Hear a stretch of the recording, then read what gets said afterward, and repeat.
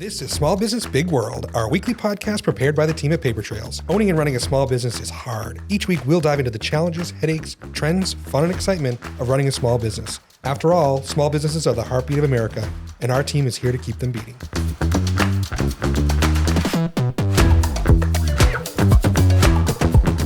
All right. Hello, everybody, and welcome to Small Business Big World, the weekly podcast where we talk about all things small business and getting your life in order and having employees. And today we're going to talk about insurance, which is one of the most aggravating conversations we have with most of our clients. And today I have Jonathan Johnson with Kasprzak Insurance with me. John, thanks for joining us. Oh, a pleasure to be here, yeah. So don't forget, before we get going, to get some housekeeping out of the way, please like us on Facebook, Instagram, YouTube, all those fun things, Small Business Big World. Be sure to subscribe in your favorite podcast episode. Always share and feel free to reach out if you ever have any questions. We're always happy to take those. So John, you are an illustrious property and casualty insurance agent. That's correct. All right. So talk to me. There's many different types of insurance. P&C, property and casualty, life and health.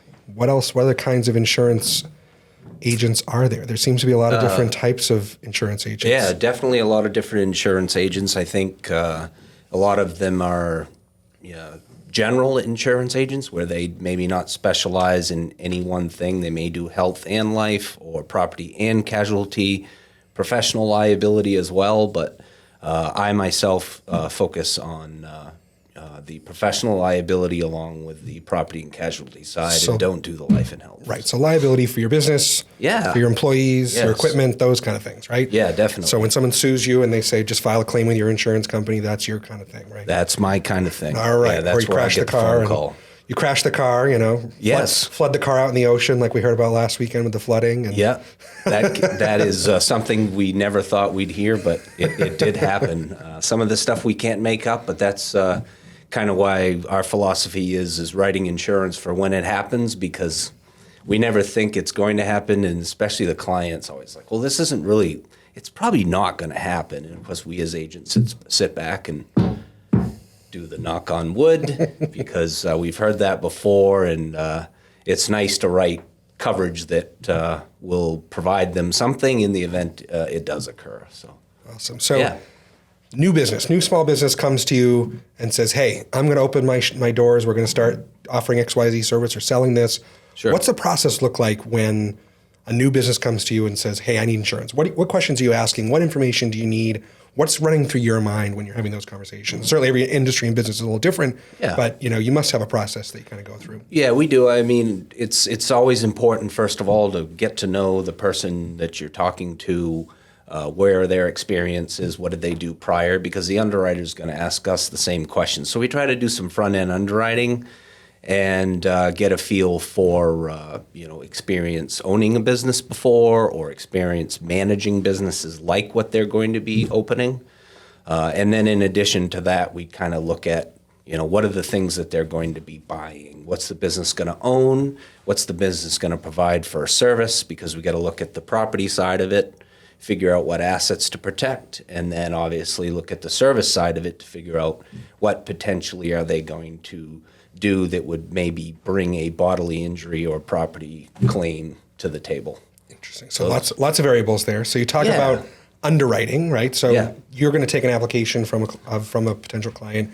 You're going to have to go back to the different carriers, right? So you're kind of the middleman. Yeah, right? An independent agent. So I'm the fortunate thing with me is I'm able to go to multiple markets. I'm not a direct writer, so I don't just do business with one carrier.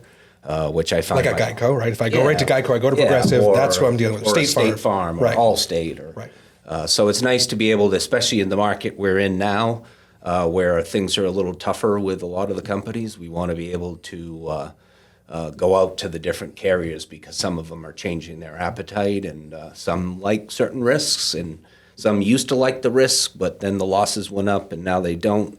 So it's a game. It sounds like fun. Yes, it's a game, right? Okay. Yeah. All right. So when you come to, when you come and present a policy, right? We're going to present workers' compensation insurance, right? Yep. So to, Joey the mechanic. Yep. So what information do you need from Joey And, and then how does the underwriter say, okay, this is the risk, this is the price, right? What's that process look like? I mean, I'm sure they've got actuarial tables that would blow our minds, right? Sure, yeah. No, definitely. But what information do you need from the client in order to figure out the pricing and so forth? Yeah, we really kind of break it down, try to keep it as easy as possible, and start it out with, is it going to be incorporated or is it going to be a LLC? Because if you're incorporated by state law, you're automatically included in the workers' comp insurance as an owner. But you also can opt out of it with a waiver that we assist you with and get it off to the state. If you're an LLC, you're automatically excluded from coverage unless you choose to cover yourself, which we have that conversation too. Because if you're in a business where if you're sitting behind a desk all day, maybe some people are going to waive and not cover themselves as an owner for workers' comp. But if you're out on the street or working on ladders or different things and you're a part of that business, you probably should consider covering yourself, because if you were out for a few months, it would be a big big loss to the business, right? Big loss to the business. So we start with that. Then we go on to, do you have employees? How many employees do you have? What are their job responsibilities? Because some may be sitting behind desks doing clerical type things. Some may be out as carpenters or landscapers or snow plowing. Sounds expensive, all of those things you just mentioned. Yeah, I guess my brain tends to go that direction. I don't know. Yeah, I mean, those, as we're talking, I know those are the expensive codes, right? Because workers' comp has workers' comp codes, right, based on your job. Right. So, all those things you just mentioned are the expensive codes. The 8810, which is my code personally, right? That's office clerical work. That's about as cheap as it gets. It is. And, we certainly have a lot of clients. We have a lot of mutual clients who are those landscaping, snow plowing, excavating, construction, and those are expensive, right? Yes, they are. And what kind of things, can the client be doing from a safety perspective or prevention perspective to help lower those, right? What are you seeing the carriers trying to help folks with to help lower that? Right. I mean, loss control with these carriers, a lot of people don't realize, when I say people, the business owners, they get very busy, but there's a lot of information on their websites, which we can direct you to, that tells you these are the things you need to be doing in order to keep losses at a minimum. And we say losses, we say claims, right? Sure, yeah. Right? Losses like workplace injuries, that type of thing, training, certain, boots. Steel toe boots with certain businesses is really important. And they also offer loss control services right at your site, which for some business owners, they just want to be left alone. And there's some that are open to that because they've had a loss in the past and they really do value the added information from the carrier that comes out and says, that entry mat that you have for where your customers come in, that needs to be replaced, or the curbing needs to be painted, or just, certain things like that a lot of business owners would overlook, and it's an easy fix. Yeah. Yeah, so that's a great point. I mean, the resources are there. Right. If the client wants to take advantage. If they want to take advantage. Right. That's the if, right? That's the if.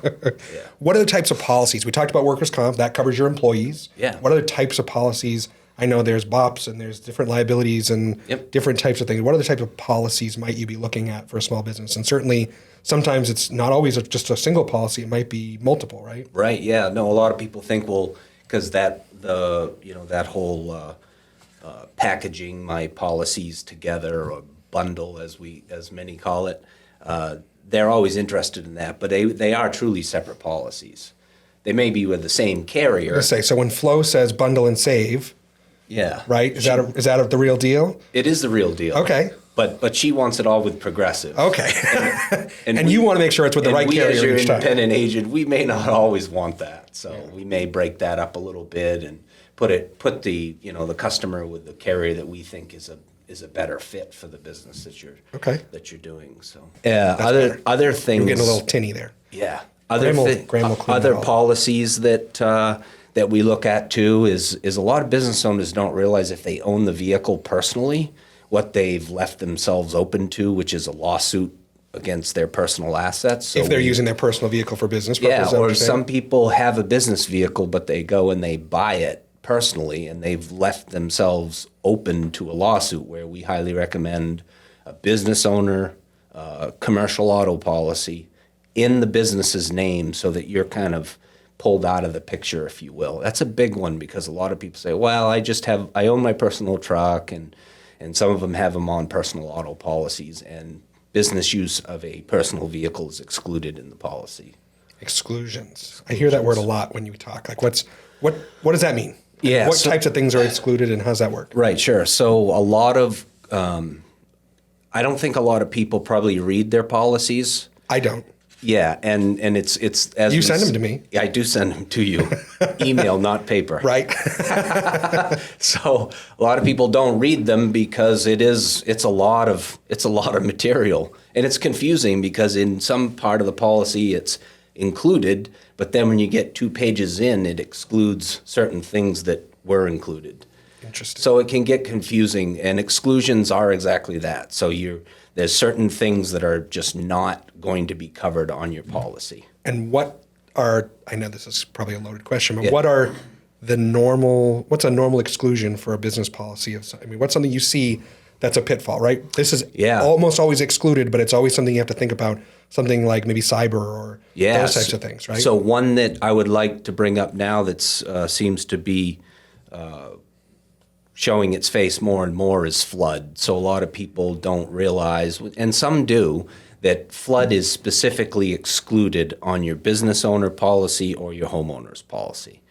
So that doesn't mean that if water comes into your basement through your sump pump, that's going to possibly have some coverage through the sump pump and sewer backup endorsement.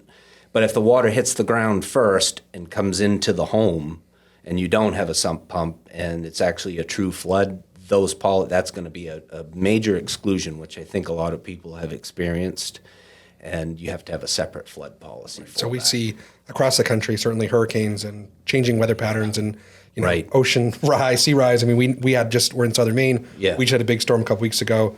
Lots of folks flooded who have never flooded before, right? I'm sure your Right. phone's been ringing off the hook. Yes, it's been very busy. And you had to be the bad guy in some of those situations and say, whoops, We did. sorry. We did. And then some people bought the flood building coverage, but if you wanted to cover your contents in the event of a flood, which some people, I think they underestimate value of contents. And what happens is if they've just specifically bought the building coverage, then I have to tell them which I just had to tell a local customer, that you have coverage for the building, but the contents that you... But the couch that's in the basement, sorry. Yeah, the items that were on the shelf that ended up floating because the water came up 2 feet, they're self-insuring that. So Interesting. Yeah.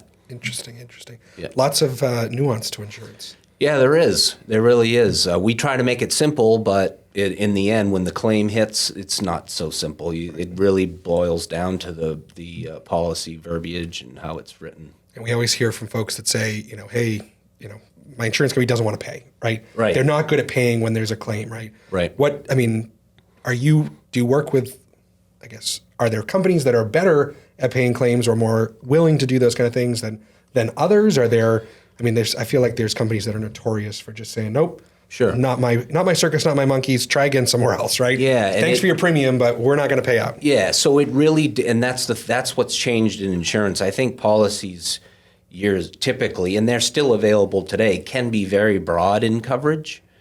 But we've all seen this commercial, only buy what you need. Sure. And with that, we feel that's the added value that we bring, because what person is going to just go online and say, okay, give me the A to Z. I want to pay more for my insurance. No, they're going to peel off certain things, or maybe they're not even going to include it because they didn't even know it was available. Right. So what we find is price, we get it. It's important, but you got to be careful of prices that get too low, because you may not have the cyber piece. And if you're the type of business that holds personal information or business information, like a business like yourself, you're not going to have that coverage if, in fact, a data breach occurs, or personal information or business information is stolen, or a ransomware attack or something like that. So. Yeah, we're all price conscious in our businesses, and certainly, Sure. I'm just as guilty. I give you a hard time every year, right? You come back to me and say, "Oh, guess what's going up again?" Well, yeah. I feel like you're, the Grim Reaper every time you walk into my office. But price is certainly important to all of us in our businesses and controlling costs and managing that, particularly for something that doesn't necessarily make us any money, right? Sure. I mean, insurance doesn't increase my sales one penny, right? So how is pricing being determined by these companies, and what is an independent agent trying to do versus maybe one of these direct or kind of shopping it yourself kind of thing? What's that look like in terms of cost, right? How's it all work, right? No, so what I think the way I would compare it is if I went online directly, say I went direct to Progressive, and I know Progressive has a great tool that says we'll even tell you what your best price is. That's a good deal, right? That's pretty that's pretty impressive for a company to actually say, hey, I'll get you rates from all these other companies too, and you can decide who you should place your coverage with. Okay. So it kind of feels like they're Do I need to go to Progressive, John? No, I think they're trying to be us, Chris. Okay.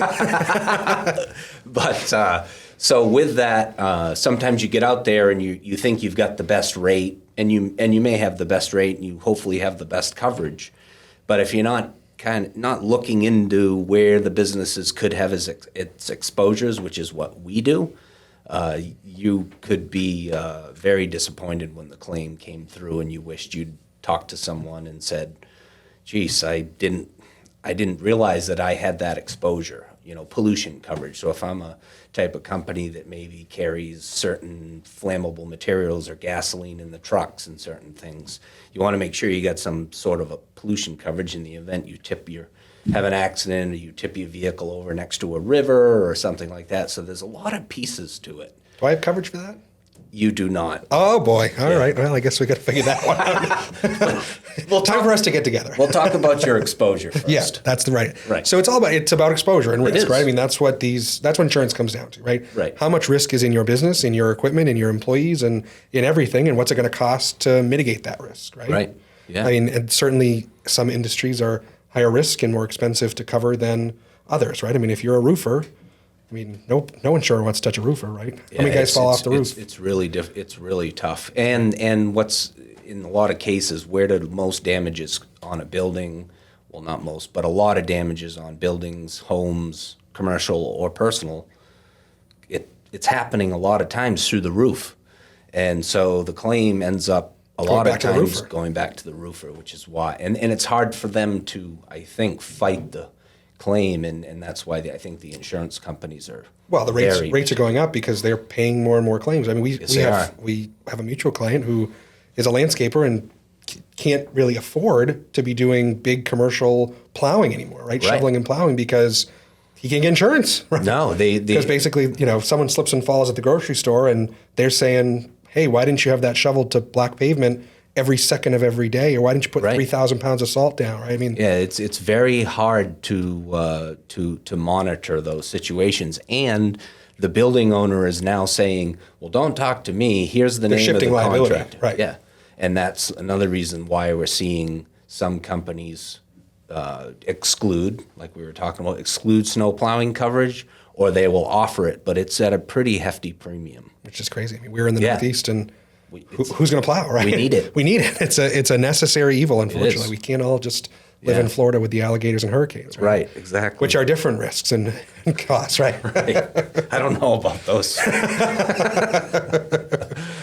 So most policies, we talk about insurance policies, different types, all your BOP, your auto, your cyber, whatever.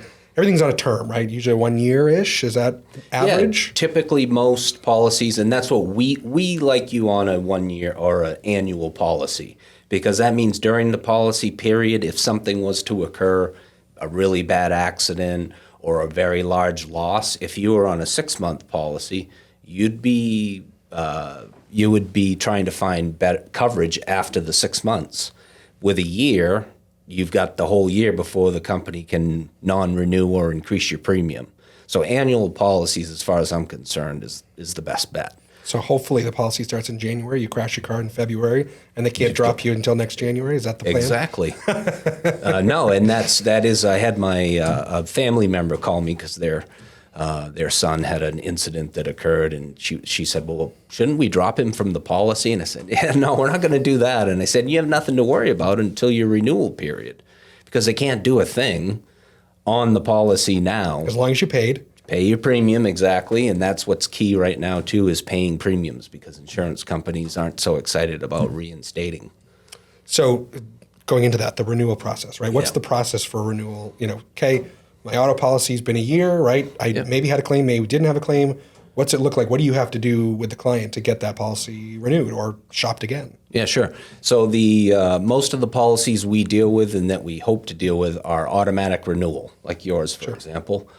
So they automatically renew. They probably pull motor vehicle records. They may pull loss history reports to say, okay, we're going to renew this policy. And I've never come to you and said, Chris, you're going to see a 5% decrease. I usually always say it's going to be 5. It's going to be a 50% increase. That's usually what I hear. 5 to 10% increase.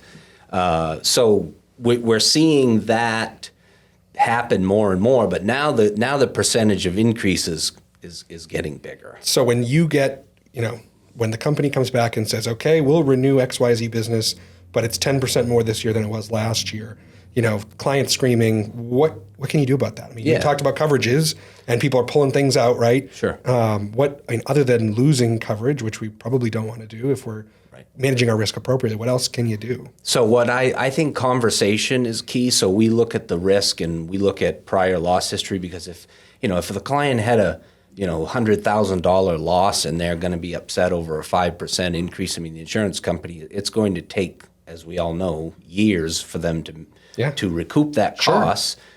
So we have the conversation, but if it seems like the increase is more of a, geez, I think the company wants this business to go away, then we start looking at our other carriers. Maybe they have a better loss history, and maybe they have a better loss control program, so that they have some ideas on how to keep those losses lower for that type of business. So then we would approach them and put it to market and have the conversation, and then talk to the client and say, this is your renewing company, and these are your other options that we can provide. And it's sometimes may not be better options, right? Yeah, no, and it's maybe the devil you know might be better than the devil you don't know, right? Right. So it's not just the bottom line. So it definitely is a factor, and as long as you can get an apples to apples comparison, we can feel good about it as your agent and you as the business owner to move forward together, and pursue the new carrier.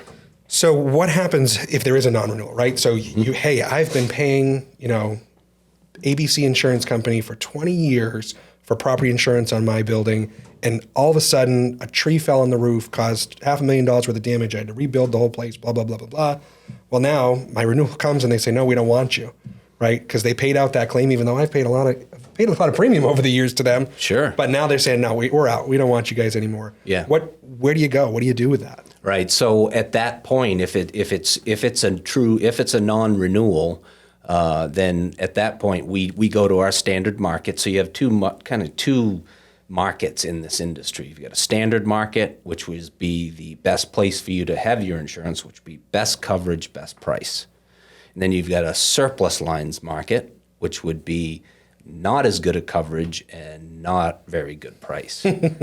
So we always want to hit our standard markets first. So at that point, we would say this piece of business is being non-renewed. We want to be upfront with the new carrier. This is their loss history, and they take a look at it and they say, yeah, we'll still quote that. Or what I'm seeing now lately, because of what we've seen for losses over the last few years or so, is if it's really hard to place business with multiple losses in the last 3 to 5 years and large claims. They want to see a clean 3 to 5 years of no losses before the standard market wants to write it. And in that case, we have to go to the surplus. Well, so in that case, you're probably going to find something. You're going to make a change in your business, right? That's could be what it is. Yeah, and they ask that. So if it's a loss that the insurance company feels there could have been certain measures taken, they're going to say, well, what did they do? What are they doing different within the business to make sure that this potentially doesn't happen again? Right. So Crazy. Insurance is just, it's crazy. it is. So we talk about renewal. We talk about the end of the year. One of the things that we always hear is that year-end audit. Sure. Which everyone always gets nervous when you hear that word audit, right? What kind of audits are there? How does that work? What does that mean? Why do you have to do them? Yeah. So as a business owner, and a lot of business owners tend to get a little irritated by this, is I paid a premium. I told you my sales or my payroll was going to be X, and it ended up being less or a little bit more. So in some cases, a lot more. And that's where those audits become painful, because they can add a pretty hefty bill. So from a workers' comp standpoint, as you know, with the payroll, we estimate on what the annual payroll is. And the nice thing is, if you're doing a pay-as-you-go type of option where you're only paying for your workers' comp as your payroll increases and decreases, then we're going to be pretty close at the end of the year. But if you don't take that option and you just pay, and you don't call your agent 3 to 6 months in and say, I just hired 2 more people that I happen to pay $150,000 a piece, then your workers' comp audit is going to reflect a fairly large increase. Because in the workers' comp world, it's based on payroll. Based on the payroll. Right? So if your payroll goes up, your workers' comp's going up automatically. Yeah, and your general liability policy is, in some cases, is based on sales. So if your sales, you estimated at $1 million and you had a great year and it's $2 million, your general liability policy is, you're going to see an audit on that as well. Not all of them are audited. Smaller businesses, a lot of cases not. Larger businesses. And that audit basically says you need to provide me with your payroll records in workers' comp perspective from this period to this period, right? Correct. And they go through and they say, okay, if you had, in some cases, you might have multiple class codes, right? If you have people mowing lawns and plowing snow, those are two different risk categories, codes. 2 different class codes. Yeah. And okay, when was Joey mowing lawns in January? Probably not, right? Probably needs to be classified. All those wages need to be snow plowing, which is more expensive, right? Sure. And those types of things. So, and that audit, then they're going to go back and just kind of reconcile, right? They're going to say, hey, okay, this is what you told us, and this is what actually happened. Right. So one of the things that we see a lot of our clients, and I know you push for this, is kind of workers' comp pay-as-you-go model, right? Sure. So explain a little bit about that. Yeah, so the pay-as-you-go model came about fairly recently. It's just a great option for a lot of my clients, because some of my clients, they're out on the road a lot, whether they're contractors and different businesses where they're not just sitting behind a computer. They're not keeping track of this stuff. So when they are able to come to a company like yourself and report payroll, and the payroll company actually pays the workers' comp company based on what payroll was submitted, it's just a very seamless, easy process for the business owners, because they don't have to worry about it. And then at the end of the year, the audit, there still could potentially be a small audit, but it is very small, and we don't get that tough phone call of, what is this $10,000 bill? Do I have to pay this? Right. And they really struggle with, why should I have to pay this? I said, well, we estimated X, result was Y. Right. So it's not a fun conversation, but I feel like the more of these that we do, pay as you go, and have a payroll company like yourself taking care of it, I don't get those calls at the end of the year. It's about much more smooth with the workers' comp anyway. Yeah. Which is nice. We see that. I mean, we do workers' comp stuff. We aid you in the workers' comp by doing the reporting and so forth. But, Sure. We've seen the clients that have had those $10,000 bills come through switch to pay as you go. It's a lot better result for them, because they're only paying the premium each week every time they put on payroll. They don't have to come up with a big check at the beginning of the year or every quarter or whatever. Right. They're paying it every week, which helps with cash flow too, which is really It's a great model. I push for it. Yeah. One of the things that we've had mutual clients that have benefited from this is business interruption and income protection. Yeah. Hey, you have a fire, but guess what? You still have 20 employees, right? What do those kind of policies cover, and how does that work? Yeah, so typically on a business, what they call a BOP, which is a business owner policy, which a lot of small and medium businesses would be eligible for, the business income coverage is going to be included in that policy. And what that does is, if you do have a loss, let's say you're a restaurant, it's a partial fire loss in the kitchen. So it's going to take 2 or 3 months potentially to get the materials, as we all know. Supplies are tough to to get a hold of now and equipment. So you're going to need time to get that back in place, and the business income coverage is going to help you pay bills because the bills aren't going to stop, right? Sure. They're going to keep coming. Guess what? The electric bill's not going away. And your employees aren't going to say, don't worry about paying me for a few months. Right. So that business income coverage is going to help you. And basically the insurance company will reimburse you for the normal customary expenses that you were incurring previously, right? Yes. And to help you kind of manage through this, tough time. As you can imagine, it's not an open checkbook kind of thing. No, and it's a pain in the butt to get those checks. And you have to prove it. Yeah, you got to prove it, right? Yeah, you do. But yeah, well, good. Well, we've covered a lot of ground today, John. We talked. I think insurance is bigger than a bread box. I agree. And I'm grateful that I have someone like you on my side to help with that. And I certainly would encourage all small business owners to have an insurance agent. I'm grateful to have an insurance agent like you on my side, and I think all small business owners really should have someone like you on their sides looking out for them, right? Managing our risks, keeping an eye on things. But we have to play an active role in that too, right? I mean, you and I push for you every year to sit down and say, let's go through everything, right? Yeah. My business is changing and evolving and growing and contracting, and what new equipment did I buy, and those types of things, particularly in the equipment rich industries like landscaping, right? How many these guys are buying tractors and trucks and tools and supplies, and every year they're buying and selling these things. I think it's important for the client, the business owner, to be engaged in the insurance process too, right? You can't just rely on you to know everything we do in our businesses. Correct, and it just helps strengthen the whole the relationship and your peace of mind as a business owner. I think you want to go to sleep knowing that, wow, I talked to my agent, I removed the stuff I don't own anymore. I certainly don't want to charge you for stuff you don't own. And I certainly want to charge you for stuff that you do own that you want to protect. Right. So it's nice to get on the same page and then start your year on a new ground. It's a lot. It's a boring topic. It's an expensive topic for us as small business owners, but it's necessary, right? It is. I think that's the hard thing. Well, good. Well, thank you so much, John. So you've given us a lot of great information. If people want to get in touch with you, you have Instagram. You're on Instagram. I am. What's your handle? John Boy. John Boy covers me. Yes. Come on. I'll have to work on that a little more. At John Boy covers me. Jonathan Johnson, Kasprzak Insurance. Certainly reach out anytime if you have questions. Thank you so much for joining us, Small Business Big World, this week. We'll be back next week. Don't forget to like us on Instagram, Facebook, TikTok, everywhere. You're scrolling in the evening. Find us, Small Business Big World. Be sure to subscribe on your favorite podcast app. And give us any feedback, comments that you might have. So thank you so much. We'll be back next week.